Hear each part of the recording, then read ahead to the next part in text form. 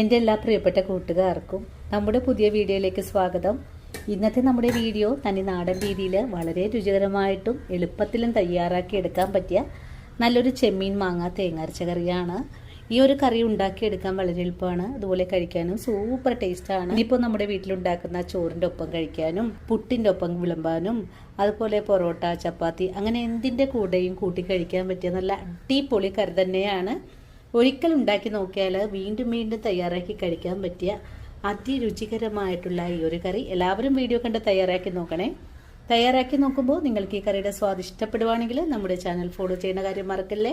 അതുപോലെ വീഡിയോ കണ്ടുകൊണ്ടിരിക്കുമ്പോൾ തന്നെ നിങ്ങൾക്ക് ഇഷ്ടപ്പെടുവാണെങ്കിൽ നിങ്ങളുടെ വിലയേറിയ ലൈക്കുകൾ തരാനും മറക്കരുത്. വീഡിയോ കണ്ട് നിങ്ങൾക്ക് ഇഷ്ടപ്പെടുവാണെങ്കിൽ തീർച്ചയായിട്ടും നിങ്ങളുടെ വിലയേറിയ അഭിപ്രായങ്ങൾ കൂടെ കമൻസ് ആയിട്ട് അറിയിക്കാനും മറക്കരുത്. നിങ്ങൾ ഓരോരുത്തരും എനിക്ക് തരുന്ന സപ്പോർട്ടാണ് നമ്മുടെ വീഡിയോ മറ്റുള്ള കൂട്ടുകാരിലേക്ക് എത്തപ്പെടുന്നത്. അപ്പോൾ നമുക്കുടൻ തന്നെ നമ്മുടെ വീഡിയോ കാണാൻ പോകാം.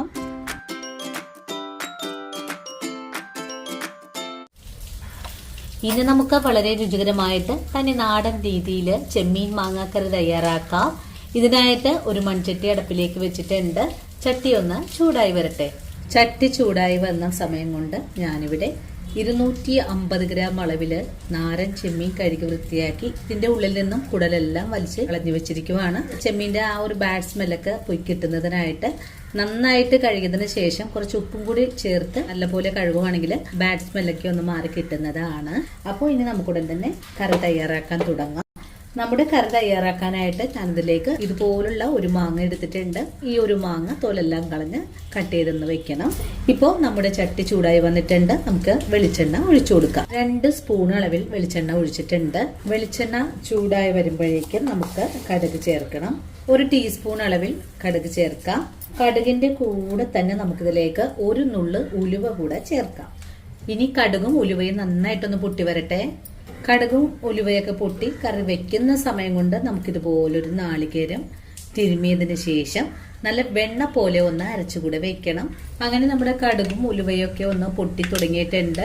ഇപ്പോൾ നമ്മുടെ കടുകും ഉലുവയും പൊട്ടി വന്നിട്ടുണ്ട്. ഇനി നമുക്കിതിലേക്ക് വറമുളകും നല്ലതുപോലെ ഇളക്കി യോജിപ്പിക്കാം. ഇതിൽ നിന്നും കുറച്ച് കടുകും വറ്റൽമുളകും താളിപ്പ് ഒഴിവാക്കുന്നതിനായിട്ട് നമുക്ക് കുറച്ച് കടുകും കറിവേപ്പിലയും മാറ്റി വെക്കാം. അതിനുശേഷം ഒരു ചെറിയ കഷ്ണം ഇഞ്ചി ചേർക്കാം. ഇഞ്ചി നന്നായിട്ടൊന്ന് മുരിഞ്ഞ് കിട്ടണം. അതുവരെയും നല്ലപോലെ ഒന്ന് വഴറ്റിയെടുക്കാം. ചെമ്മീനായതുകൊണ്ടിട്ട് ഇഞ്ചി ചേർക്കാതെ ഇരിക്കരുത് കേട്ടോ. ഇഞ്ചി നന്നായിട്ട് വഴണ്ട് വന്നിട്ടുണ്ട്. ഇനി നമുക്കിതിലേക്ക് ഒരു കുഞ്ഞ് സവാള കട്ട് ചെയ്തത് ചേർക്കാം. സവാളയ്ക്ക് പകരമായിട്ട് ഒരു 20 കൊച്ചുള്ളി ചേർക്കാവുന്നതാണ്. ഇനിയിപ്പോൾ സവാള നല്ലതുപോലെ ഒന്ന് വഴണ്ട് കിട്ടണം. അതുവരെയും നമുക്കൊന്ന് വഴറ്റിയെടുക്കാം. ഇപ്പോൾ സവാള ഇതേ ഒരു കളറിലേക്ക് ഒന്ന് വാടി വന്നിട്ടുണ്ട്. ഇനി നമുക്കിതിലേക്ക് മഞ്ഞൾപ്പൊടി ചേർക്കാം. ഞാനിവിടെ 1/4 ടീസ്പൂൺ അളവിൽ മഞ്ഞൾപ്പൊടി ചേർക്കുന്നുണ്ട്.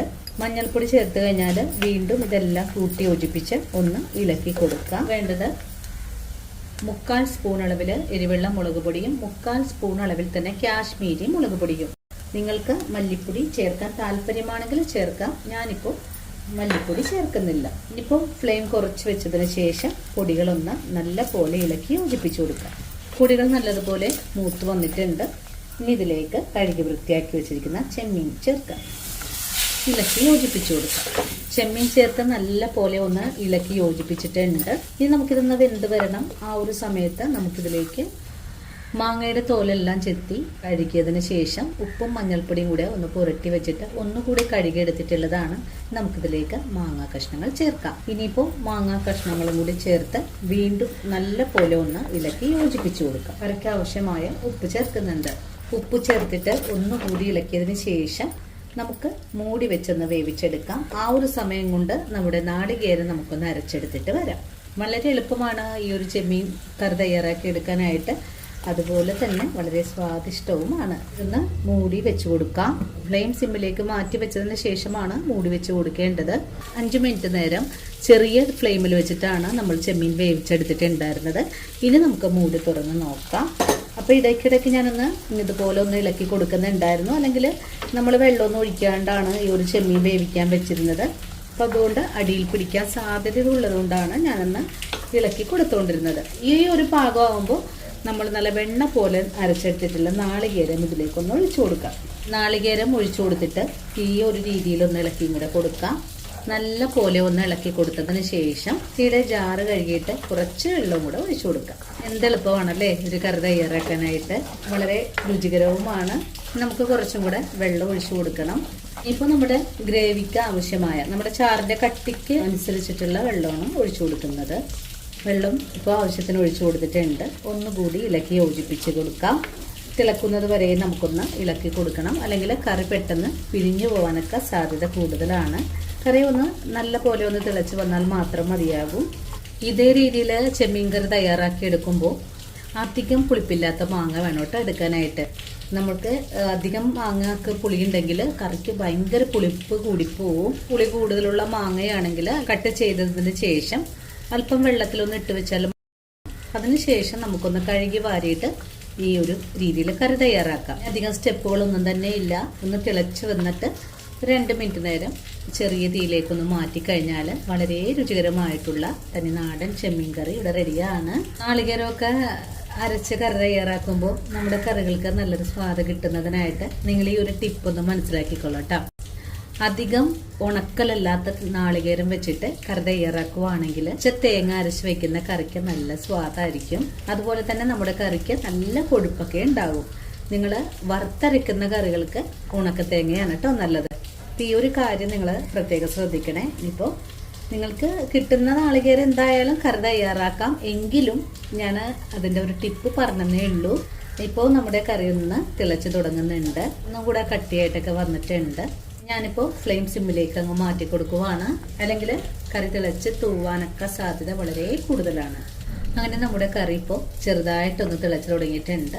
ഇനി നമുക്ക് ഫ്ലെയിം ഒന്ന് കുറച്ച് വെച്ചിട്ട് വേണം കറി ഇന്ന് 2 മിനിറ്റ് നേരം മാത്രം തിളപ്പിച്ചെടുത്താൽ മതി കേട്ടോ. ഇതുപോലൊരു കറി തയ്യാറാക്കി എടുത്തു കഴിഞ്ഞാൽ പിന്നെ നിങ്ങളെ വിടൂല കേട്ടോ. ഇതുപോലെ തന്നെ ഉണ്ടാക്കി തരാൻ പറഞ്ഞ് എന്നും പകലായിരിക്കും. അപ്പം എല്ലാവരും കറി തയ്യാറാക്കുമ്പോൾ അല്പം ക്ഷമയോടുകൂടി തന്നെ ഫുൾ ഫ്ലെയിം ഒന്നും വെച്ച് കൊടുക്കാതെ ഈ ഒരു രീതിയിൽ തന്നെ നിങ്ങൾ പാചകം ചെയ്ത് കഴിഞ്ഞാൽ നിങ്ങൾ ഉണ്ടാക്കുന്ന കറികൾക്ക് നല്ല സ്വാദായിരിക്കും. അപ്പോൾ ഇന്നത്തെ നമ്മുടെ വീഡിയോ ഇത്രയേ ഉള്ളൂ. ഇനിയും ഇതുപോലുള്ള നല്ല നല്ല വീഡിയോസൊക്കെ ആയിട്ട് ഞാൻ നാളെ ഓടിയെത്താം. അതുവരെ സ്നേഹത്തിൻ്റെ ഭാഷയിൽ ഒത്തിരി സ്നേഹത്തോടു കൂടി തന്നെ വീണ്ടും കാണാം. അതിന് മുമ്പായിട്ട് നമുക്കൊരു കാര്യം കൂടെ കറിയിലേക്ക് ചേർക്കേണ്ടതുണ്ട്. നമ്മുടെ കറിക്ക് നമ്മൾ നേരത്തെ മാറ്റി വെച്ചിട്ടുള്ള താളിപ്പ് ഒരു 2 മിനിറ്റ് നേരം ചെറിയ തീയിൽ മൂടി വെച്ചതിന് ശേഷം കറിയിലെ എണ്ണമയൊക്കെ ഒന്ന് തെളിഞ്ഞിട്ടാണ് നമുക്ക് ഈ താളിപ്പ് കറിയിലേക്ക് ചേർത്ത് കൊടുക്കേണ്ടത്. അപ്പോൾ നമ്മുടെ വീഡിയോ കാണുമ്പോൾ നിങ്ങൾക്ക് ഇഷ്ടപ്പെടുവാണെങ്കിൽ തീർച്ചയായിട്ടും നിങ്ങളുടെ വിലയേറെ ലൈക്കുകൾ തരാൻ മറക്കരുത്. അതുപോലെ വീഡിയോയെക്കുറിച്ചുള്ള അഭിപ്രായങ്ങളെല്ലാം കമൻസ് ആയിട്ട് അറിയിക്കാനും മറക്കരുത്. ഇനിയിപ്പോൾ ആദ്യമായിട്ട് നമ്മുടെ വീഡിയോസ് കാണുന്ന കൂട്ടുകാർ ആരെങ്കിലും ഉണ്ടെങ്കിൽ നമ്മുടെ ചാനൽ ഫോളോ ചെയ്ത് നമ്മുടെ ഫാമിലിയിൽ മെമ്പറാകാനും മറക്കല്ലേ. അപ്പോൾ ഇനിയും ഇതുപോലുള്ള നല്ല വീഡിയോസൊക്കെ ആയിട്ട് ഞാൻ നാളെ കാണാം. അതുവരെയും സ്നേഹത്തിൻ്റെ ഭാഷയിൽ വീണ്ടും കാണാം.